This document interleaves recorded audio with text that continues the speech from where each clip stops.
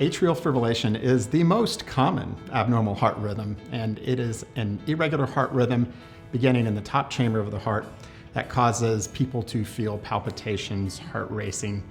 Atrial fibrillation is not really considered a life-threatening condition, but it can progress to more concerning type of situations and should be evaluated. Atrial fibrillation is very common, and it is more prevalent in people who have diabetes, hypertension, underlying heart disease like congestive heart failure, heart valve disorders. People who drink a lot of alcohol are more prone to having atrial fibrillation, and it does tend to run in families. The sheer number of people that have atrial fibrillation, it's somewhat hard to know exactly what the cause is. The symptoms of atrial fibrillation can vary from no symptoms.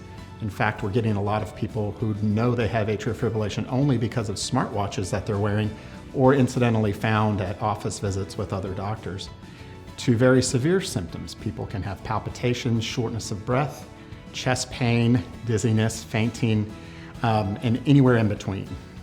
Atrial fibrillation, we believe, is not one of the life-threatening heart conditions.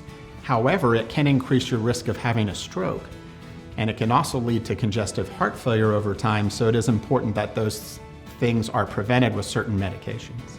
Atrial fibrillation, we hesitate to say is curable. There are very good treatments, including medications, and catheter ablation is now one of the more common procedures that we do in my practice, and it is a procedure that we use more so in younger people and very symptomatic people with atrial fibrillation.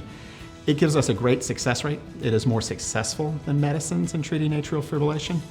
However, it's not 100% successful. In general, if you have a history of atrial fibrillation, you have to be on the lookout that it may come back at any time, even after these procedures.